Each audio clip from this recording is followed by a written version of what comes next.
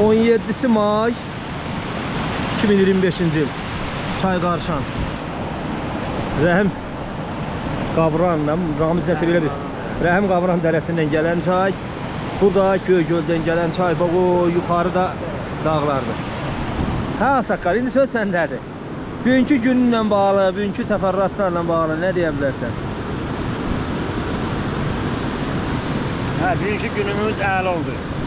Həm xəylərimizi yığdıq, həm də maralla görüşdük, şəkil çəkdirdik qəşəng.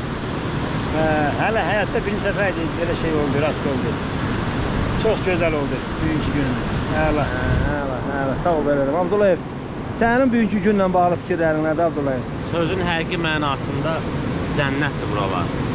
Gəlib görməyə dəyər. Doğrudan da cənnətdir. 15 buralı olar, mən də hamını salamlayıram.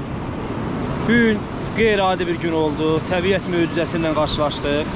Yəni Azərbaycan baxımından da belə deyək. Ömrümüzdə biz ana maral görməmişdik, onun balasını görməmişdik. Şəkil çəkdirdik, sığalladıq. İndi də özümüz oturmuşuq, bax, Çayqarşanda. Qəşəng abid elədik. Yeriniz məlum. Yaxşı qardaşların hamısını. Görüşərik deyə Allah qoysa.